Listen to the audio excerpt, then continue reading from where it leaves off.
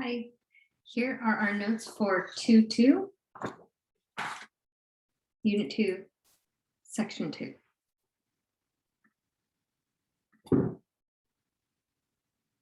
We are writing and simplifying algebraic expressions. It's very similar to 2.1.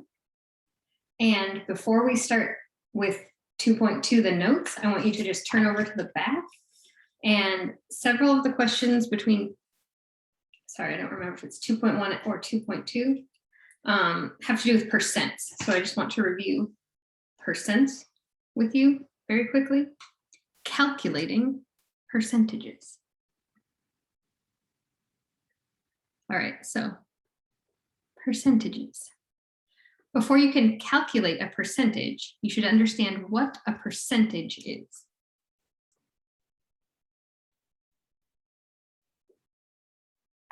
Percentage comes from the word percent. And if you separate that, percent, cent is actually a Latin word for 100. So per 100 or out of 100, okay? 13 per 100, 87 per 100. It rained 22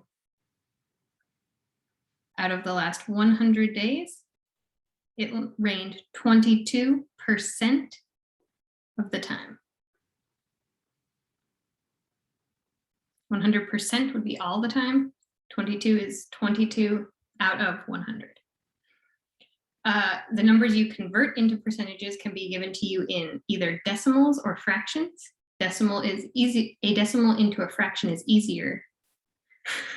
A decimal into a percentage is easier to calculate than a fraction into a percentage. Okay, so if you have a decimal, my decimal is 0.91, yeah? It is easy to convert into a percent or a percentage by multiplying it by 100, 91%, all right? So to multiply 0.87, the decimal, into percent,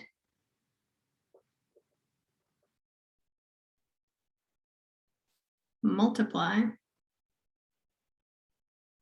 0.87 times 100, you get 87. Okay, 87%. If you were given a fraction, convert a fraction to a percentage by dividing the top number by the bottom number, new number. 44 out of 100, that's now a fraction. So if we divide 44 by 100,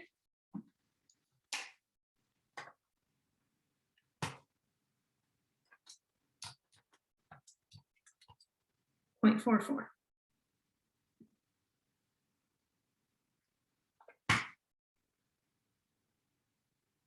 Right? So that's now your decimal. Convert it into a percent by multiplying it by 100. 44%, right? So 44 out of 100 is 44% of 100. Okay.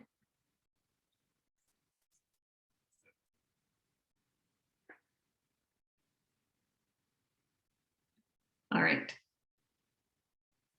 So what if you need to know a percentage of a number that is not 100, right? You know that you get paid every 2 weeks. You know that 30% of your paycheck goes to taxes. You want to find out how much money that is. To calculate the percentage of that number, you convert the percentage to a decimal, or the reverse of what you did earlier, right? So 30% of my money. 30% of my money is, as a decimal, 0.30, right? Because 30 divided by 100, up here we multiplied it by 100, now we're dividing it by 100. 30 divided by 100 is 0.30. You could even just say 0.3 if you wanted, right? So now you have the decimal version of your percentage, right? Now you take that decimal and you multiply it by whatever your variable is, right? Multiply it by my money, right? And then I will know how much of my paycheck is going to taxes. 30% of my money is going to taxes. 30 times my whole paycheck, sorry, 30% times my whole paycheck becomes 0.3 times my whole paycheck. That's all going to taxes, okay? 30% of my money is 0.30 is going to taxes. Let's make an equation. Taxes is 0.3 M, right? How much do you get paid? Let's say I get paid $750, okay? How much taxes do I pay for $750? M is 750. So T is 0.3 times 750.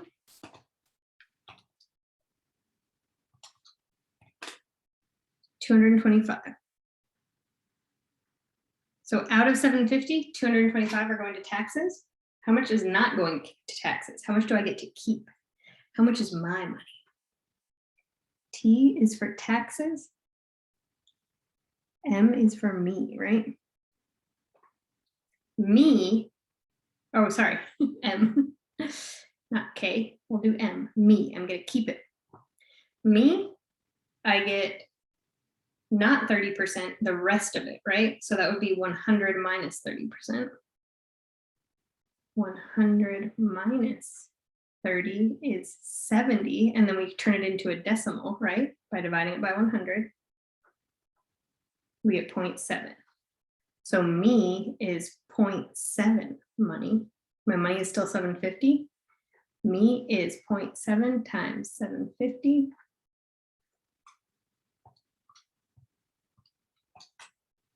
$525. So I take home $525 out of my total paycheck if I'm paying 30% in taxes. Okay? So those are just how you calculate percentages. Okay? All right, another example. If you need 25% of your paycheck for the next, you need to save each paycheck 25%, right? To pay for your next vacation. If your paycheck is $1,500, how much should you save? How much should you save? So I need 25% of my paycheck for the next 6 months. My paycheck is $1,500, right? Convert 25%. So I need 25% of 1,500, okay? The percent to a decimal, 25 divided by 100 is 0.25, right? Now multiply 0.25 by your paycheck. 0.25 times my paycheck is 375. I need to save 375 if I want to save 25% of 1,500 from every paycheck, right? For 6 months. Go on a pretty great vacation for that. All right, so those are percents. There is one more little note. Perimeter. The perimeter of a rectangle. We draw a rectangle. Yeah. Length, width, length, width, right? These are the same number. These are the same number. So we give it a variable. This side is W. This side will be the same length, so it's the same letter. This side is same width. This side is L. This will be the same distance, so they will both be L. So the perimeter just means you are going around the shape, the perimeter of the shape. You're building a fence around the shape. Okay, so the perimeter is length plus width plus length plus width, or the perimeter is 2 lengths and 2 widths of the rectangle. So you might need that during my math lab. Okay, let's start. Writing and simplifying algebraic expressions. An expression uses variables, right? So algebra uses variables and constants. Constants do not change. The number 5 does not change, right? Constants do not change. Variables are letters because we don't know what they are. Okay, so variables, we don't know what they are, but constants, we know what they are. 5, 6, 7. Okay. So we're going to write and simplify algebraic expressions and solve problems. It's important to understand the problem. Yeah. When you read the problem, make sure that you know exactly what are they asking.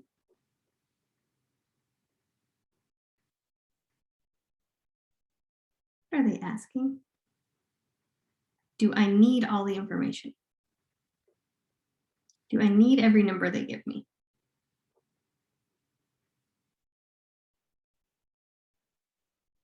How will my answer fit?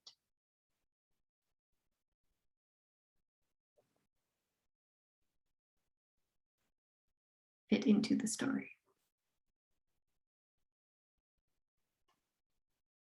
Okay. If you know this, sorry, I keep getting off screen. If you know this, you will be more confident about your answer, or it will be easier to find the answer because you're just kind of having a conversation with the question, okay? After you found your solution, you can check it. You had a variable, you said in the end, x is 5. Now you can go back. If I put 5 in to my problem, do I get the right answer? Do I get a good answer? Yeah. And then be able to tell yourself what this means in English, right? So we start with English, translate it to math, solve it, give your answer back in English, right? I can travel 30 miles. I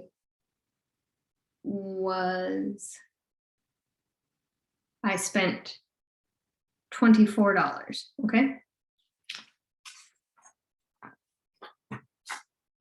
All right, our first example. Twice a number plus 3 is the same as the number minus 6. What does this mean? Twice a number, the number, right? This is the variable. So we don't know what the number is, so we use a letter. Use a letter for your variable, or you could say use a letter to represent your variable, okay? Any letter you want. So we found our variable. Good, there's only one. That's always really nice. Okay, we have the word twice. We have the word plus, and we have the same as, okay? Twice, think about twice. Twice is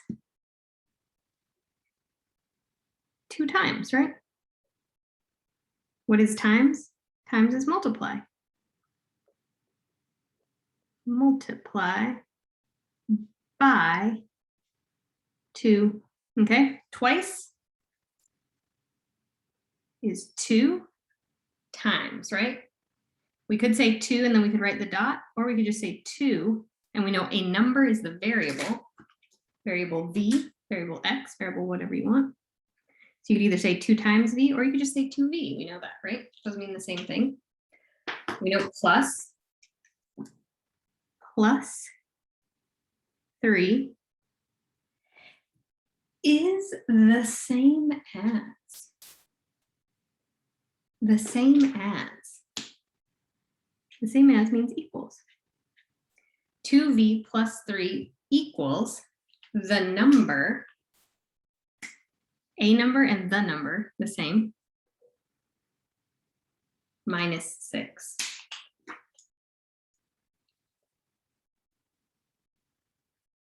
Oh, sorry, I quit highlighting halfway through. The number minus 6. Okay, so 2v plus 3 equals v minus 6, okay? Twice a number plus 3 is the same as the number minus 6. You guys want to solve it?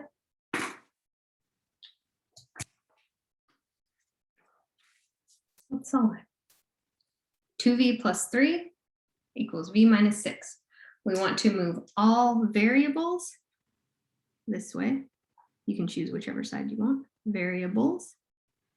And we want all constants over here. Stay on the screen. All right, this is always a brick wall, okay? Whatever you do to one side, you have to do to the other side. The equal sign is a brick wall. All right, variables that way, constants that way. 2v and v. So if I want to get rid of the v, I subtract v. Because if there's nothing in front of it, that means it's positive, right? So the opposite of adding v to negative 6 is subtracting v. So I'll do it to both sides.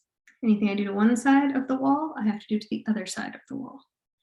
V minus v cancels out. It leaves me with negative 6. The equal sign comes down. I keep the 3. 2v minus v is just v, right? So now we have v plus 3 equals negative 6. I'm going to move the constant over. Adding 3, the opposite is negative 3. V is negative 9. Okay. All right, let's see if that's true. So my equation was 2v plus 3 equals v minus 6. What if I change v to negative 9? Negative 9. Negative 9. Everything else stays the same. 2 times negative 9 plus 3 is negative 9 minus 6. 2 times negative 9 is negative 18. Plus 3 is negative 9 minus 6. Negative 18 plus 3 is negative 15. Negative 9 minus 6 is negative 15. So we know this is true, okay?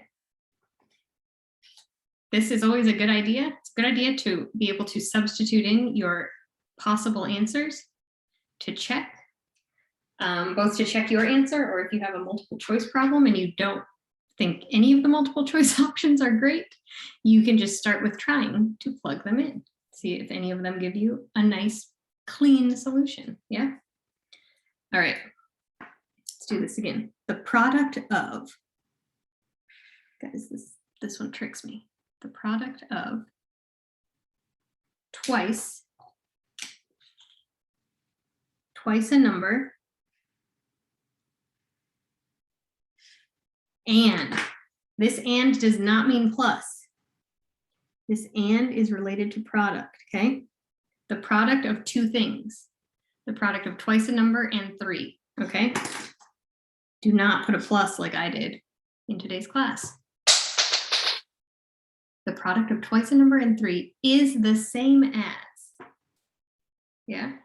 So the same as, we know is an equal sign. The difference of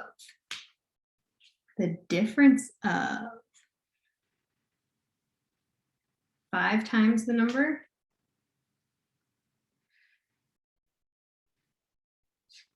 and 3/4, okay? So product is multiply. Let's keep it purple, that makes sense. The product is multiply. The difference is subtract, okay? Twice a number, 2x. 3 is the same as, equal sign, 5 times the number. So that would be a 5x, right? Sorry, bad choice of colors. 2x, 3, 5x, right? X is not multiply, even though it is times, twice a number and times. X is the variable. It could be any variable, right? And 3/4. All right, find the number. Let's write it. So we're going to use the multiplication sign, a 2x, a 3, an equal sign, a minus sign, a 5x, and a 3/4. Okay. The multiplication sign is going to go between these two. The subtraction sign is going to go between 5x and 3/4. Okay. So we have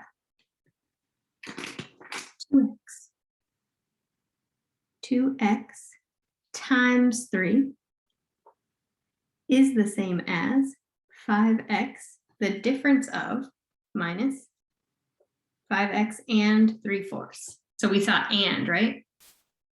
But it was never plus. It was a way to describe product and a way to describe difference. Okay? So what can I do? I have a multiplication, an equal sign, and a subtraction. Which one of those, if I have a variable and a constant, which one of those can I do? I can do the subtraction or I can do the multiplication between 2x and 3, or I can do the subtraction between 5x and minus 3/4. I can multiply, right? I can't subtract a number with x from, I can't subtract a constant without an x from a variable, but I can multiply something that has a variable with a constant. I can multiply. So 2x times 3 is 6. X. Everything else stays the same. 5x minus 3/4. I don't like that fraction. What can I do if I want to get rid of the fraction? I can multiply everything by 4.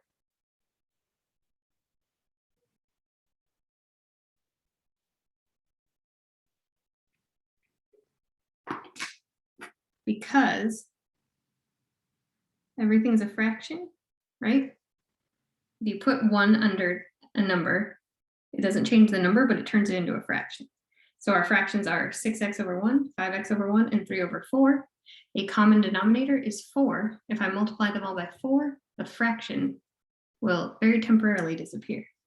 6x times 4 is 24x. 4 times 5x is 20x minus 3. Because 3 divided by 4 times 4, the 4's cancel out. Right? 3 divided by 4 times 4 is 3.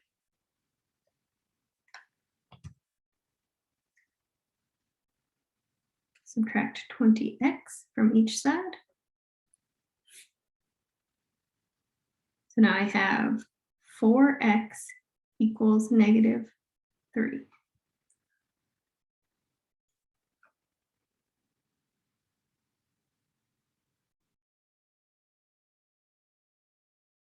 What should I do now? Now I should divide both sides by 4, right?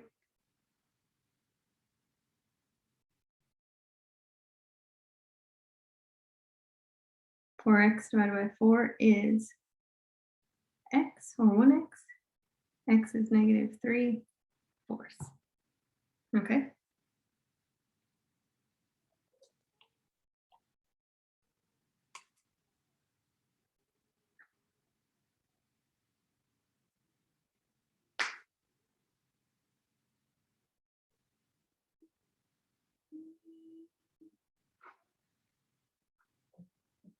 You can go back and check that. X is negative 3/4. 2 times negative 3/4 times 3 is 5 times negative 3/4 minus 3/4. If we put that all into our calculator, each side, put that side into the calculator, you should get the same number for either side. Okay. 2 times -3/4 times 3 is -4.5.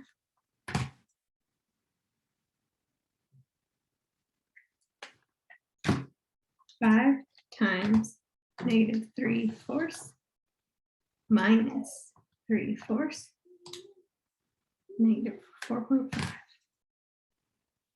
So we know we are correct. Okay, oops, that's important. Okay. A car rental agency advertised renting a Buick Century for $24.95 per day and 29 cents a mile. If you rent this car for 2 days, how many whole miles can you drive on a $100 budget? All right, we're back. All right, how many whole miles can you drive on a $100 budget, not including tax? They're not charging you any tax, or it includes tax. We are going to make an equation. So previously,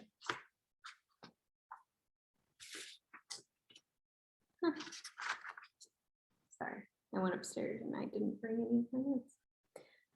Previously, we had used only one variable, right? But here, I can see 3 different variables that all need 3 different parts of the problem that all need their own variable letter. Okay, so we have per day, just like percent per day for each day, right? We have per mile, and we have the cost of rent. Yeah, or you could say rent, or you could say my budget, right?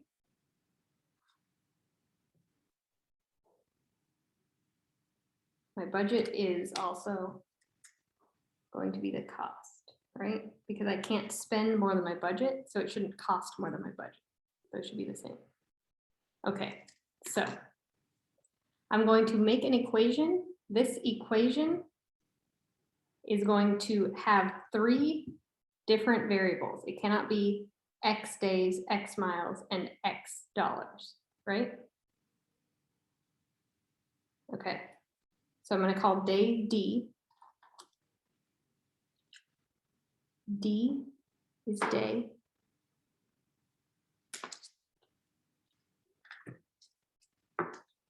M is mile. And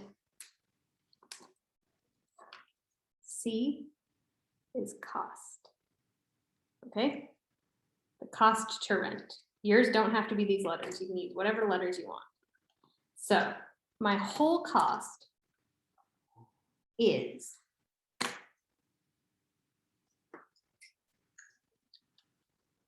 $24.95 every day. So I'm going to put the D right here. I'm going to multiply every day by $24.95. Okay, and I think that means plus. And 29 cents, $0.29 per mile. I just made an equation. If those were all the same letter, I could not get the correct answer, okay? Because they would all need to be the same number, and they're not. We're not gonna have the same number of miles, the same number of days, and the same number of dollars, okay? And do we know any of them? Do we know how many days, how many miles, or how much it will cost? We know it will cost $100. It may not cost more than $100, okay? How many days are we going to drive this Buick? We're going to drive it for 2 days. And how many miles are we going to drive it? As many whole miles as we can. As many as I can, right? So we'll just leave that. We'll solve for M is what we call it, okay? throwing things. Let's multiply. 2495 times 2. 4990. 100 equals 4990 plus 29 cents per mile. Let me turn on the keyboard.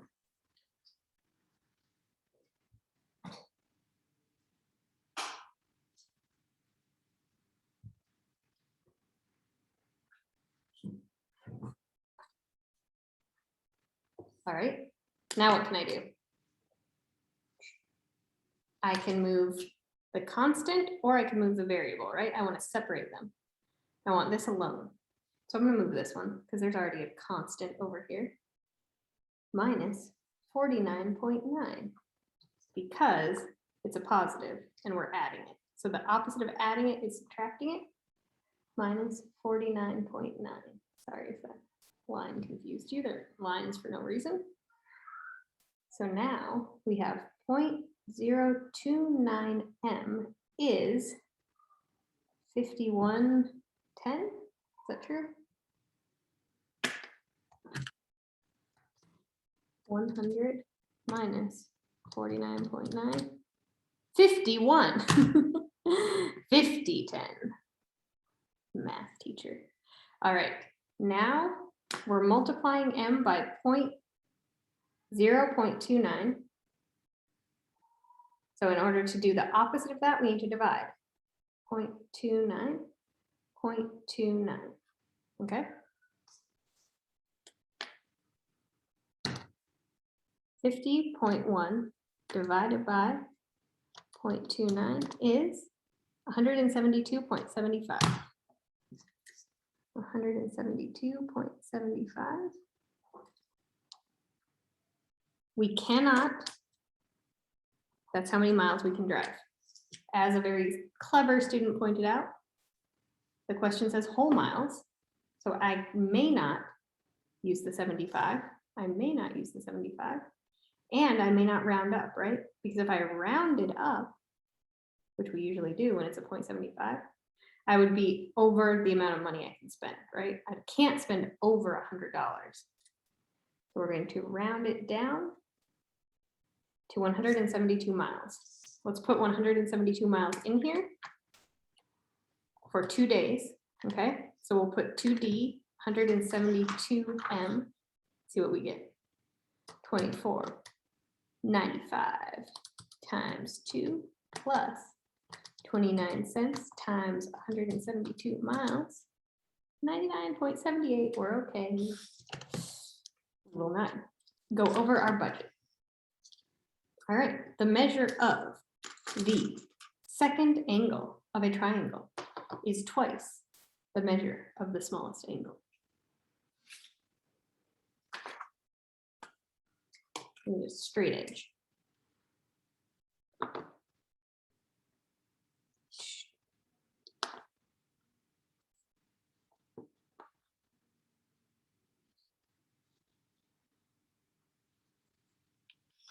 How many? So each angle we measure in degrees, okay? The measure in degrees, sorry, fit everything up there. The measure in degrees. How many degrees are in a triangle? How many degrees are in a circle? In one circle, we have 360 degrees, right?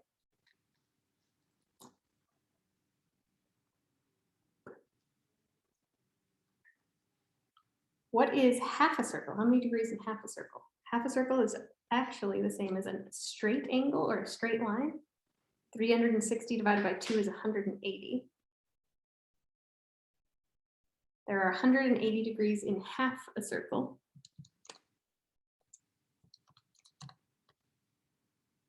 Yeah. And in a triangle, there are always exactly the same number of angles in a triangle. Here's a triangle.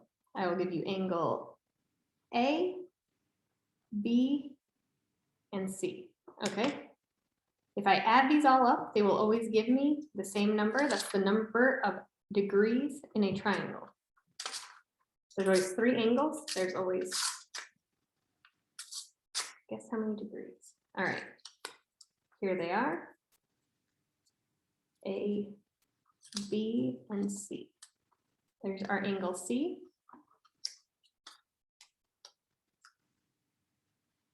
There's our angle A. And here's our angle B. Do you see? ABC, do you see? Flat on the wrong sides. No, I didn't mean to. If I put them all together, no matter what triangle it is, they will make a half circle and a straight line. So every triangle, the 3 angles add up to 180 degrees. So that's just a fact you need to know or Google to solve this problem. So a triangle has 180 degrees. That's important. We have angles. We have 3 angles. The measure of the second angle of a triangle is twice the measure of the smallest angle. The measure of the third angle of the triangle is 3 times the measure of the smallest angle. Find the measures of all the angles. Should I say A, B, C, or should I say X, X, and X are my angles? Up here, I needed 3 different ones, but earlier in our notes, we only had 1 letter, right? If my only number here is 180, 3 times and twice, do I have enough numbers to solve for 3 different variables like I did up here? Or do I need them all to be X? You need them all to be X. If I make my smallest angle X, yeah, we'll say it's A. I can't even tell. The smallest angle is A. It will be X, okay? Now, the measure of the second angle is twice. Here's our second angle, is twice the measure of the smallest angle. So instead of saying this is X and this is B, I'm going to say this is X and this is twice X, okay? The measure of the third angle, C, is 3 times the measure of the smallest angle. So the smallest angle is X.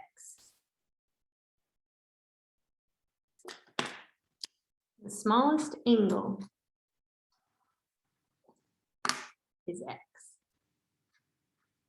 Okay? Twice the measure of the smallest angle, it's 2x. 3 times the measure of the smallest angle is 3x. So now we know all 3 of our angles, and we know how big they are, and that they are all different sizes. They are not the same number, but we only have 1 variable, because if we had 3 variables, we could not solve. Find the measures of the angles, and we know all of it will equal 180. So we have x, right?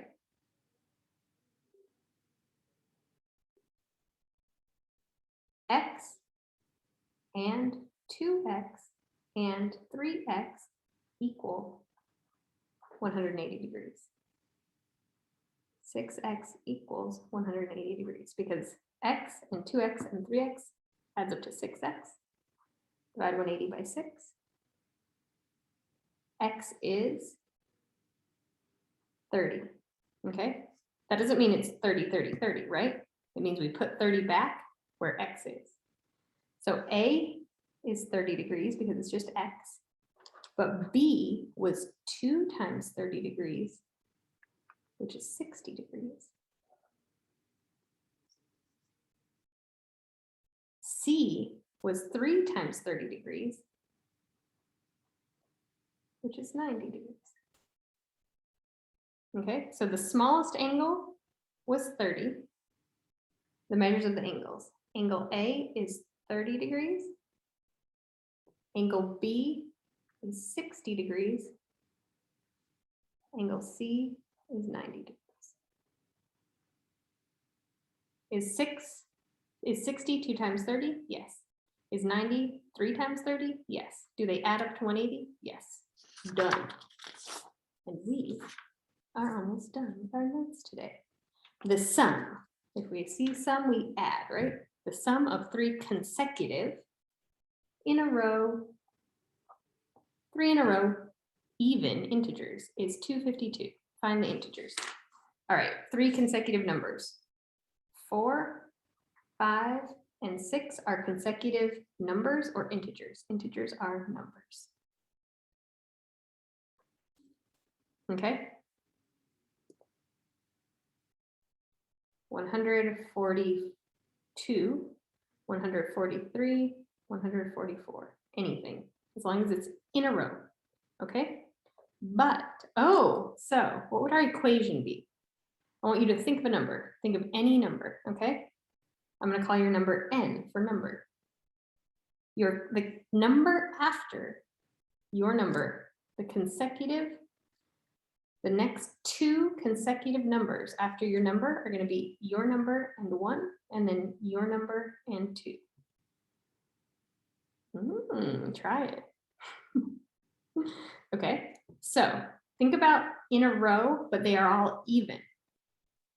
A number, the next one is going to be a number plus 2. The next one is going to be a number plus 4, right? Well, it depends on if you started with an even number or an odd number, but you're going to count up by 2s, right? So if I start with even integers, even numbers, I'll start with 8. If n is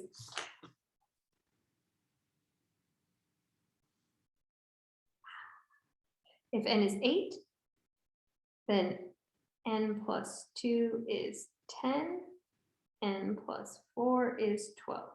Are 8, 10, and 12 consecutive even integers? Yes. If I use any number for n, will I get consecutive even integers? Yes, I will, as long as I use an even integer for n. So all n, n plus 2, and n plus 4 will add up to 252. New color. 252 equals n plus, right? The sum plus n plus 2 plus n plus 4. There you go. Combine like terms. An n, an n, and an n.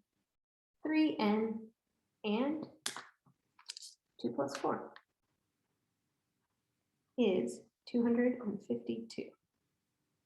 That's a 6. 252 minus 6 is 246. Oh, sorry, 252, we're still doing this. Subtract 6 from both sides. 252 minus 6 is 246.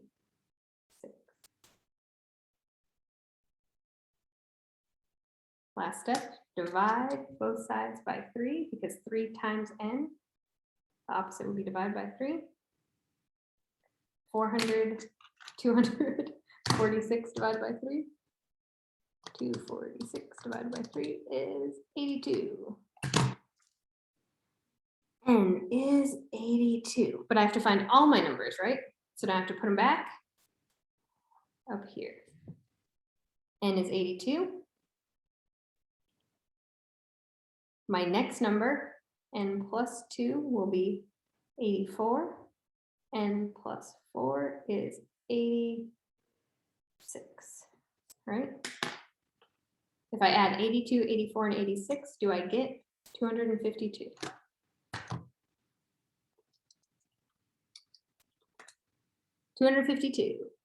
Is it true that they are consecutive?